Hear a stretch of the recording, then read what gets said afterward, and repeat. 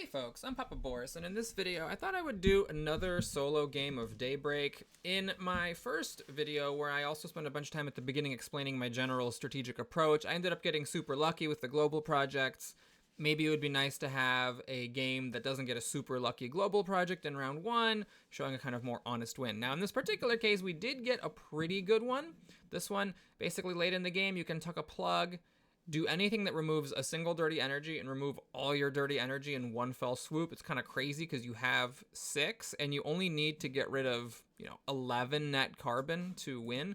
So I'll take it, but I might not use it. We'll see how it goes. Obviously, when I play on my own, I always get junky global projects, and as soon as I turn the camera on, I get nothing but amazing ones. Okay, so we first look to see how do we solve our energy problem. And we can solve the energy problem here because we happen to get an electricity symbol. So I'm just going to not think about it anymore. We are going to just tuck it on the bottom. And there we go. Energy problem solved. We can now discard a card for 2 energy. Now, at this point, I look to see what are my options for getting rid of carbon. I can get rid of 1 dirty energy per regulation tag per round with this card, and that's actually pretty good because it's basically better than this. This gives you 1 dirty energy lost per regulation tag in the stack at the price of a card. This also essentially gives you 1 dirty energy per regulation tag because you can use it a number of times equal to your regulation tags, and each time you use it, you get rid of 1 dirty energy, but you don't need to discard a card. So that's probably going to go on here. Whether I put it on immediately or not kind of depends on how the rest of this round goes.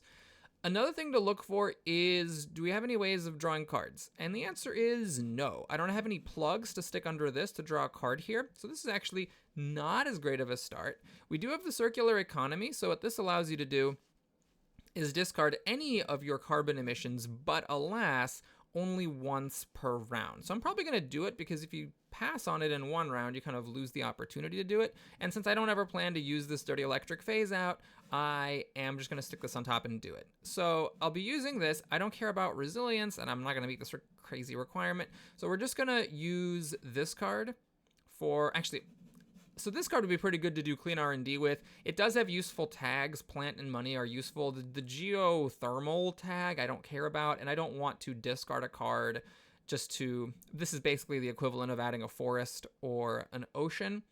But you need 2 of these tags. Yeah, that's the one I'm less likely to use. We're going to go ahead and throw away that one. So what I'm looking for is other ways of getting rid of carbon. And we have several options here. So this, you get rid of 1 of your building carbons once per round. It's not bad if you can use it the first round and the second round. Main issue, it requires 2 money tags. You don't start the game with any. I only have 1 in hand, so this is not great. I would need to keep it in my hand to get another money tag and then use it next round. But using it in round 2 and round 3 would get rid of both of my buildings, so it's not terrible. However, this just basically gives me an extra carbon removal.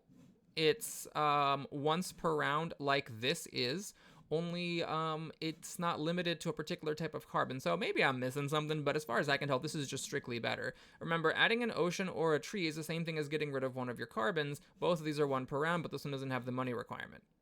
So unless you really need the handshake tag, you might as well just take this one. Now, it's also worth considering, I could take this. This is better electricity. I mean, this is just crazy energy, and I do have it. I have 2 electricity tags. This thing comes with an electricity tag, so I could slap it on top here, and I would be getting 4 energy per discard. So this also actually, I mean, there's a lot of great options there. So I could do this, and I could get some nice card draw. Man, that is a lot of good stuff. What I'm gonna do here is kind of take the greedy move. The safe move is just to take this and get a free carbon removal, but I'm actually going to grab this and go for some more card draw. So here, what we could do is I could play this and then stick this on top of it to get 2 extra draws. That is an option. That would mean that, of course, I'm not using this the next round in exchange for drawing 2 extra cards. That is something I think I'm okay with. So we're going to do this and use it. Let's get rid of like 1 of the weird ones. I don't think a lot of cards have like that tower thingy, so we'll get rid of that. Right, so that was our 1 carbon removed for the round. Then we'll slap this on top and draw 6. Now, you could have also added this to the stack, but I'm planning to use this later on to just bomb away my energy, my dirty energy, because it's so efficient. So let's see if we get lucky. We got pretty lucky. It's okay. We drew 2 cards. So we've got getting rid of buildings and getting rid of cards. Now, these are both a little awkward. This one requires 2 power symbols, and of course I'm not going to cover up my energy source, so this is pretty much a dead card. And then this requires 2 regulation tags, which is not bad. The problem is if I want to use it this round and next round, if it's 1 per round limit, I need to put it on now, which means foregoing a 6 card draw in the subsequent rounds. But yeah, I think I'll just do that. That's fine. So we'll get some incremental value out of this thing, use it in round 1, maybe round 2, and perhaps in round 3 we use it again, get rid of the last card, get rid of all 6 energy, and win the game. And at this point, there's actually no reason for me to do anything else here. I could, of course, discard cards for energy, but I don't get anything for that except for energy, and why do that when I already have the energy that I need for the current round? So in this particular game, we're just ending the turn with 3 cards, generating 8 net carbon, and then hoping for some good draws in the next round. There's a lot of card draw that I didn't get this round. Oh, I forgot to look at the crisis card. Like, that's just how much I don't care about it. We got a nothing on the die, which is great. Let's take a look at our crisis cards. Okay, so this, I could have actually tucked this useless card and ignored this so I didn't lose my social resilience, so I might pay for my insolence later. We draw 1 fewer card next round. That's pretty bad. And then this doesn't happen. Okay, so a little bit of luck with the die roll. Not the greatest crisis cards. Oh my god. Okay, so we got this thing, which is really good. Really adds a lot to our energy. I would need 2 more solar symbols, but I think this is just kind of ridiculous because I would need to pay a card to turn this on, and then it would only take effect in round 3, so I'd pay a card to get an extra card later. And that's basically just like cycling a long-term cycle for regulation tag because we should be winning in round 3. So I'll take this. It might not ever matter, but it might kick into play depending on what cards I draw. Okay, I didn't draw any solar tags. That's fine. Now, let's take a look at what's going on. This actually is pretty cool. I would totally do this if I had social resilience, but I lost it. So that is sucky on me. Okay, let's go ahead and get rid of one of our cars. So the car is gone. Next round, we'll get rid of the 3rd and bomb away our energy. The question is, can we do anything else? Well, this requires the electricity. This is sort of like a way of getting energy because it lowers your energy demand. I actually could just put it down and do it, but that only gives me 1 energy. I could also just discard it here to give me 2, so I'm not going to bother with that.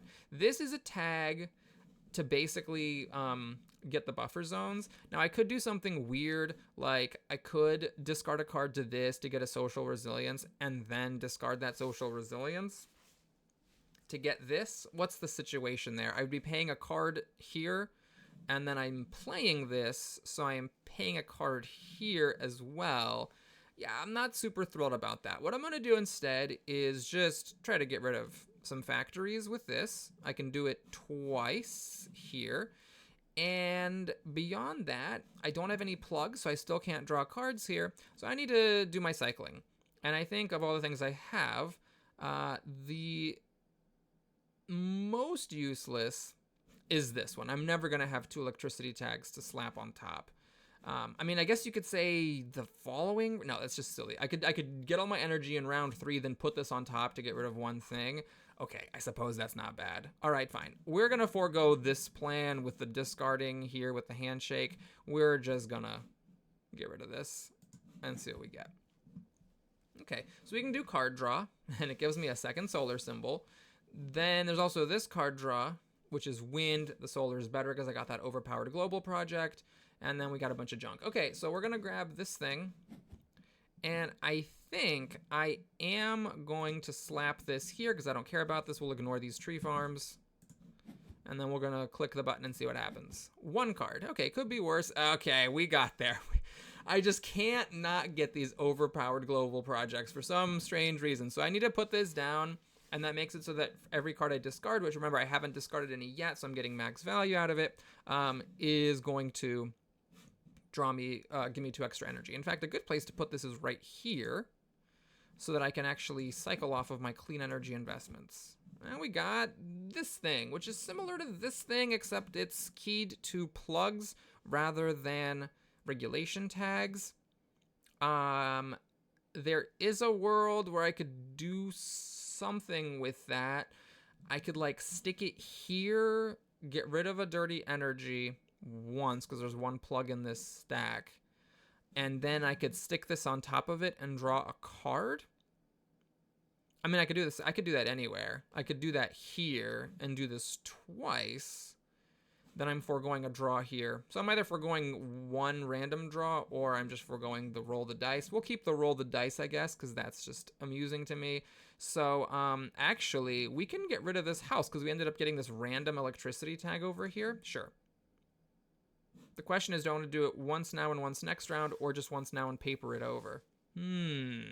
Well, I need the money. No, I don't need the money tag. I'm getting the money tag off of this. Yeah, so we're going to put this down. Okay, if I put it down now, I only do it this round. If I put it on last, I can do it this round and next round.